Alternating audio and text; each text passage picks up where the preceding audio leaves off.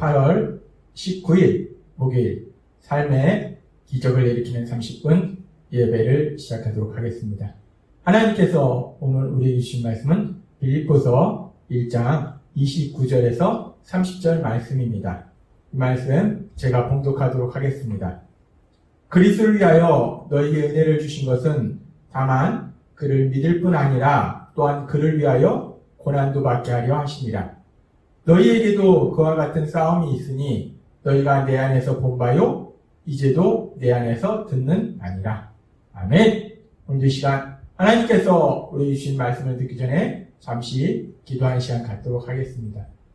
하나님 아버지 감사합니다.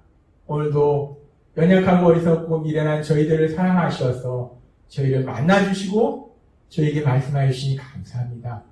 하나님 아버지, 오늘도 하나님께서 저희에게 주시는 말씀을 들을 때 그 말씀을 통해서 저희가 영적인 진리를 깨닫게 하시고 그 진리를 통해서 자유함을 누리며 하나님의 크신 영광을 나타내는 저희 모두가 될 수 있도록 은혜 베풀어 주옵소서.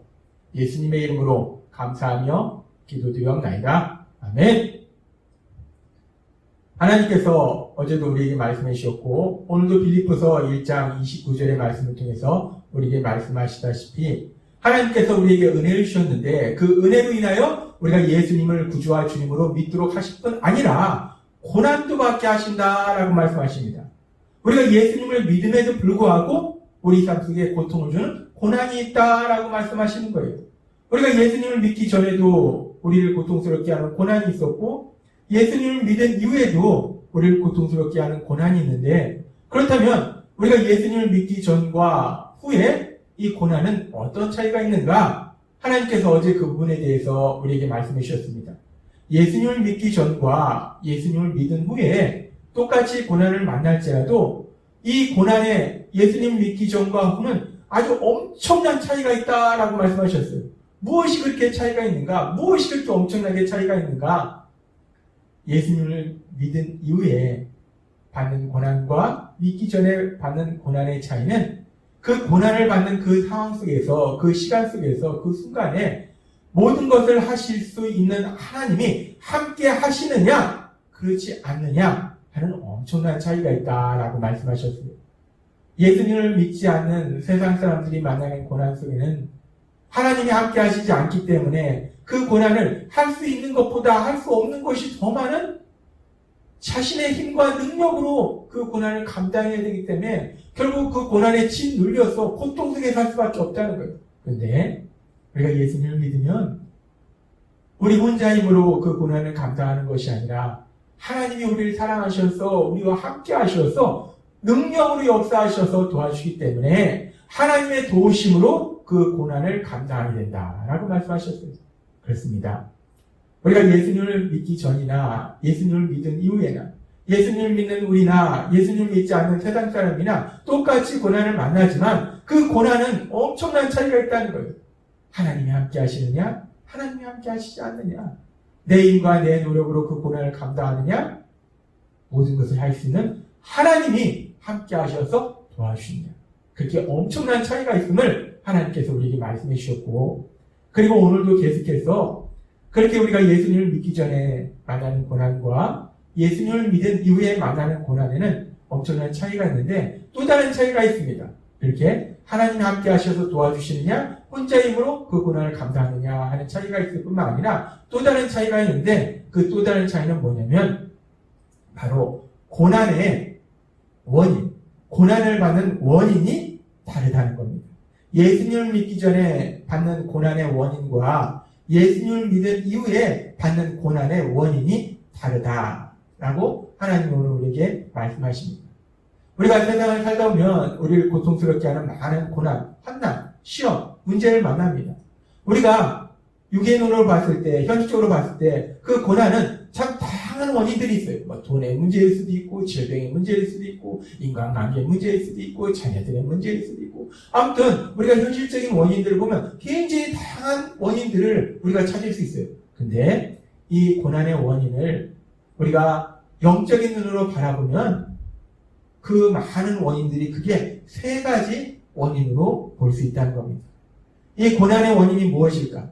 제 삶 속에서도 고난이 있었고 제가 사랑하는 믿음의 사람들의 삶 속에서도 고난이 있기 때문에 이 고난에 대해서 하나님은 무엇이라고 말씀하시는가? 하나님은 고난의 원인에 대해서 무엇이라고 말씀하시는가? 하나님께서 저에게 성경을 읽고 또 묵상하고 읽고 또 묵상하고 정리하고 수없는 시간을 그 성경을 읽고 묵상하고 창세기부터 요한계시록까지의 그 말씀들을 읽고 묵상하는 과정 가운데 하나님께서 저에게 그 고난의 원인을 크게 세 가지로 생각해 볼 수 있음을 말씀해 주셨어요.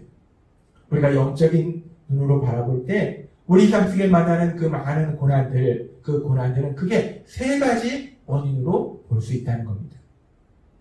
이 고난의 첫 번째 원인이 무엇인가? 고난의 첫 번째 원인은 죄라는 거예요.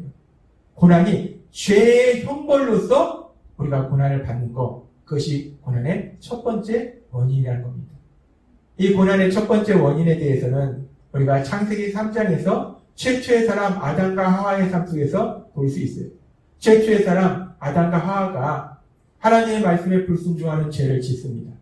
그렇게 하나님의 말씀에 불순종하는 죄를 지었을 때 그 죄에 대한 형벌로서 그들의 삶 속에 무서운 고통이 온다는 것을 성경은 말씀하고 있습니다. 창세기 3장 16절에서 19절 말씀. 또 여자에게 이르시되 내가 내게 임신하는 고통을 크게 더하리니 내가 수고하고 자식을 낳을 것이며. 아담과 하와가 범죄한 이후로 이 하와에게는 임신하는 자녀를 낳을 때 큰 고통이 따른다라고 말씀하십니다. 뿐만 아니라 창세기 3장 17절부터 이렇게 말씀하십니다. 아담에게 이르시되 내가 내 아내의 말을 듣고 하나님의 말씀을 들은 것이 아니라 아내의 말을 들은 거예요. 아내의 말을 듣고 내가 내게 먹지 말라 나무의 열매를 먹었은즉 땅은 너로 말미암아 저주를 받고 너는 평생에 수고하여야 그 수산을 먹으리라. 땅이 내게 가시덤불과 엉겅퀴를 낼 것이라. 내가 19절은 이렇게 말씀합니다. 내가 흙으로 돌아갈 때까지 얼굴에 땀을 흘려야 먹을 것을 먹으리니 라고 말씀합니다. 이 아담의 범죄로 인해서 땅이 저주를 받아서 땅이 엉겅퀴와 가시덤불을 내는데 결국 땅이 저주를 받는다는 것은 땅의 소산을 먹을 그 아담의 삶에 저주가 임한다는 거예요. 아담의 삶 속에 고통이 임한다는 겁니다. 고난이 임한다는 거예요. 그렇습니다. 우리가 삶 속에서 만나는 그 고난의 가장 첫 번째 근본적인 원인은 뭐냐? 우리가 짓는 죄, 그 죄에 대한 형벌로서 고난이 온다. 라고 하나님은 우리에게 말씀하신다는 거예요. 그렇게 고난의 첫 번째 원인은 죄의 형벌로 오는 거예요. 우리가 지은 죄의 형벌로서 고난이 오는 것이고, 그 고난의 두 번째 원인을 생각해 보면은 하나님께서는 예수님을 믿는 우리들에게도 고난이 있음을 말씀하실 때 주일에도 말씀하신 것처럼 베드로전서 4장 12절은 이렇게 말씀합니다. 사랑하는 자들아 너희를 연단하려고 오는 불시험을 이상한 일 당하는 것 같이 이상히 여기지 말고 라고 말씀합니다. 예수님을 믿음에도 불구하고 불시험, 불처럼 고통스러운 그런 시험이, 문제가, 고난이 우리에게 온다는 거예요. 근데 그 고난이 왜 오는가? 연단하려고. 연단이라는 것은 믿음을 성장시키는 거예요. 훈련을 통해서, 힘든 훈련을 통해서 믿음을 성장시키는 거. 즉, 우리가 예수님을 믿어도 고난을 만날 수 있는데 그 고난의 원인이 무엇인가? 그 고난의 원인이 우리의 믿음을 성장시키기 위한 연단일 수도 있다는 거예요. 따라서 고난의 두 번째 원인은 우리의 믿음을 성장시키기 위한 연단입니다. 그리고 고난의 세 번째 원인이 있어요. 우리가 예수님 믿고 살아갈 때, 그래서 믿음의 삶을 살려고 하고 하나님의 말씀에 순종해서 사명을 감당하려고 할 때, 그럴 때 우리에게 오는 고난이 있어요. 그 고난이 어떤 고난인가?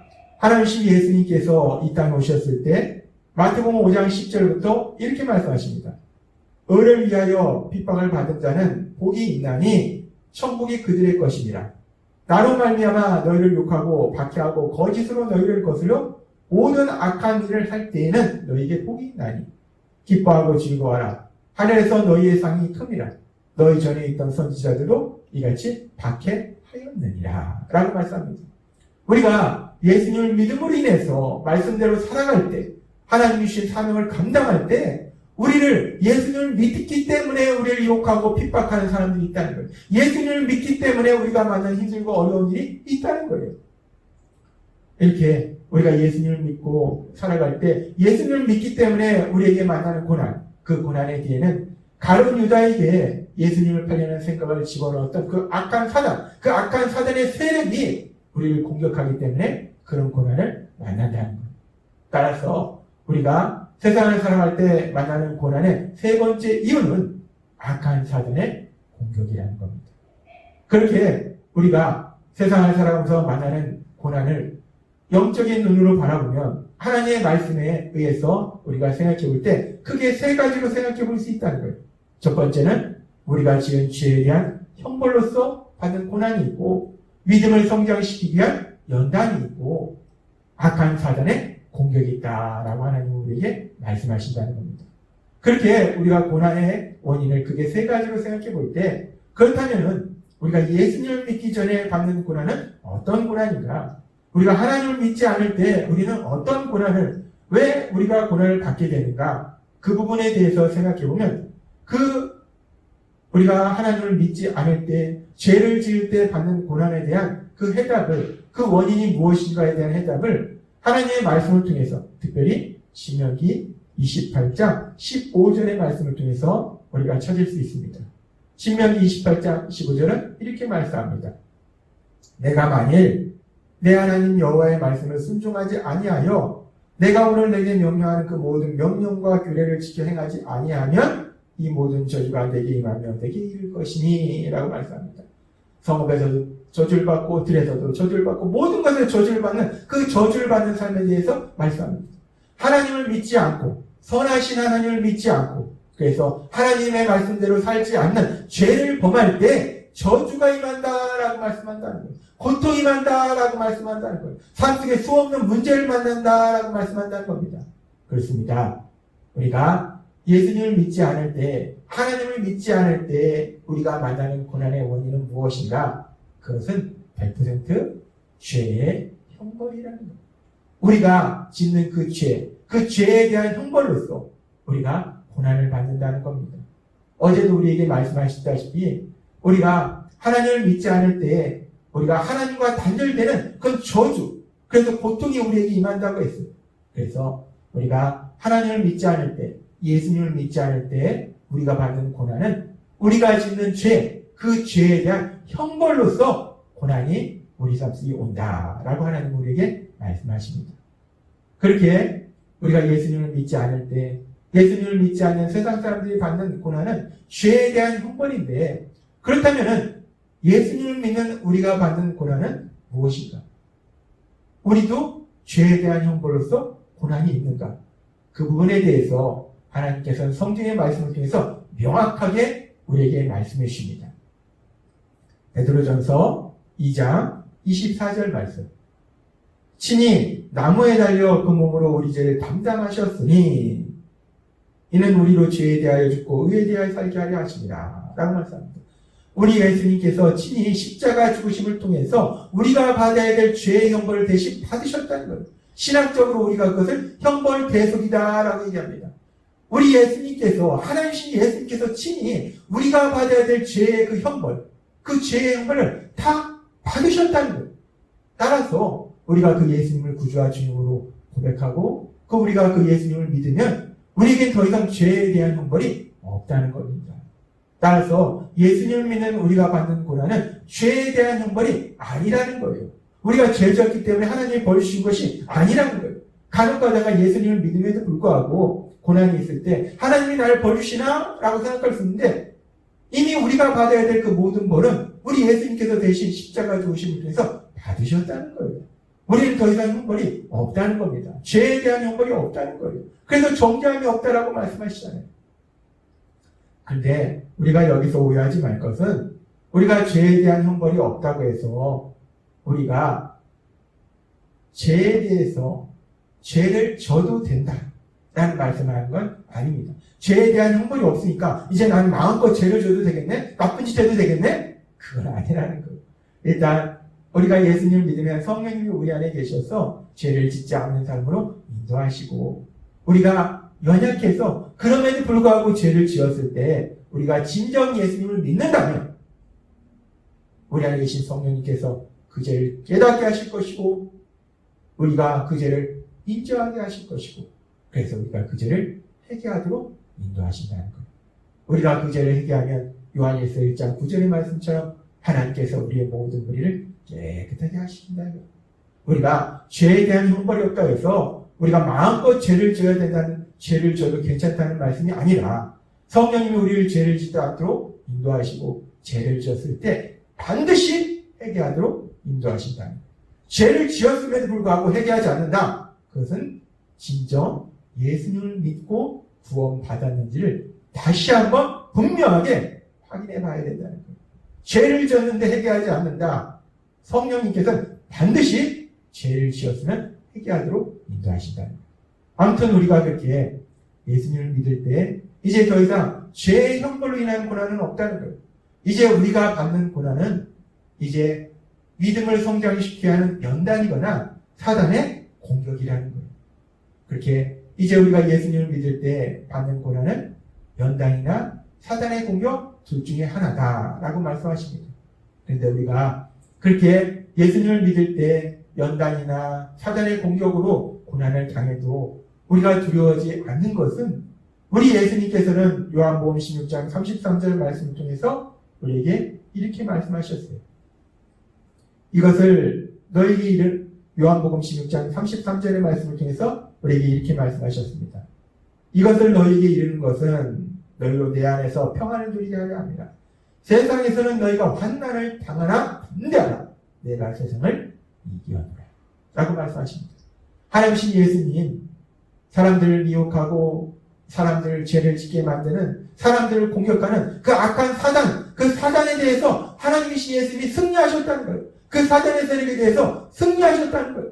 그렇기 때문에 그 예수님께서 그 하나님이 우리와 함께 하시기 때문에 우리의 삶 속에 연단으로 고난을 만나든 사단의 공격으로 고난을 만나든 그 모든 것을 하실 수 있는 하나님, 그 하나님이 함께 하심으로 인해서 우리가 담대할 수 있고 우리 예수님께서 이루신 그 승리를 누리게 된다는 겁니다. 하나님은 오늘 우리에게 말씀하십니다. 우리가 예수님을 믿을 때 더 이상 우리 삶 속에 죄로 인한 형벌이 고난은 없다는 거예요. 믿음을 성장시키는 연단과 그리고 사단의 공격으로 인한 고난이 있을 뿐인데 그 고난조차도 우리와 함께 하신 하나님, 사단의 세력에 승리하신 그 예수님, 우리와 함께 하셔서 우리를 승리케 하실 줄 믿습니다. 그 예수님을 믿음으로 그 어떤 상황 속에서도 승리하고 하나님의 행하신 놀라운 역사들을 체험하며 하나님의 영광을 나타내시는 연합이 되시길 주님의 이름으로 축원합니다. 기도하겠습니다. 하나님 아버지 감사합니다.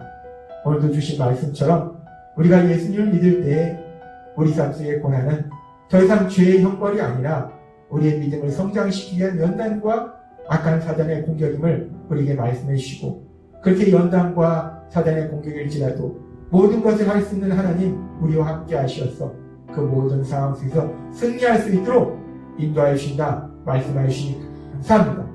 늘 하나님을 믿음으로 인해서 담대하게 세상을 살아가는 저희가 될 수 있도록 은혜 베풀어 주옵소서. 예수님의 이름으로 감사하며 기도드립니다. 아멘.